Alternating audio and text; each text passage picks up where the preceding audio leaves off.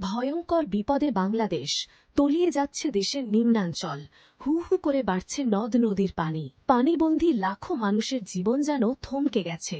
আবহাওয়া অধিদপ্তরের পূর্বাভাস বলছে আগামী ৪৮ ঘণ্টায় পরিস্থিতি আরও ভয়াবহ হতে পারে। ততক্ষণ পর্যন্ত এরকম আমরা আশার বাণী শুনবো, প্রত্যেক বর্ষাতে আমরা গালাগালি করবো। শুধু সোশ্যাল নেটওয়ার্কিং এ আমি এটা করছি, এত টাকা বরাদ্দ পেয়েছি, এগুলো করলে হবে না, ফিজিক্যালি নামতে হবে।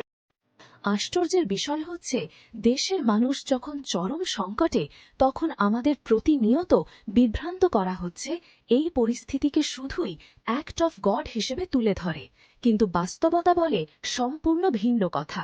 যেখানে আমরা দেখতে পাই কিভাবে দূষণ, দখল ও অব্যবস্থাপনার কবলে আমাদের প্রধান নদ নদী এবং খালবিল সমূহ প্রতি মুহূর্তে তাদের জীবনী শক্তি হারাচ্ছে। শুধু তাই নয়, শিল্প বর্জ্য, নদী দখল, জলাভূমি ভরাট ও অপরিকল্পিত উন্নয়নের ফলে পানির স্বাভাবিক প্রবাহ বাধাগ্রস্ত হচ্ছে। তাই সামান্য অতিবৃষ্টিও ভয়াবহ বন্যা ও জলাবদ্ধতায় রূপ নিচ্ছে। এই যেন সেই আয়াতেরই প্রতিফলন যেখানে আল্লাহ সুবহানাহু ওয়া তাআলা বলেন, স্থলে ও সাগরে বিপর্যয় ছড়িয়ে পড়েছে মানুষের কৃতকর্মের কারণে।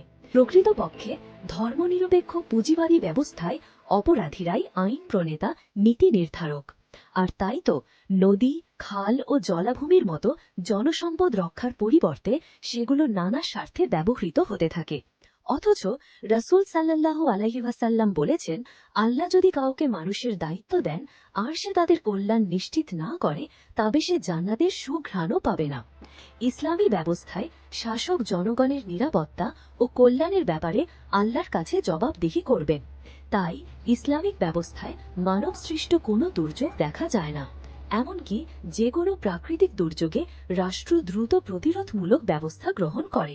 ইতিহাস সাক্ষী, খিলাফতের অধীনে স্বার্থপর কোনো অভিজাত শ্রেণীর অস্তিত্ব ছিল না।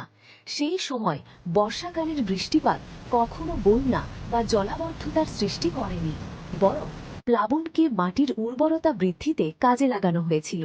সুতরাং সমস্যা প্রকৃতি নয়, সমস্যা ব্যবস্থায়। আর সেই ব্যবস্থার পরিবর্তনের সময় কি এখনো আসেনি?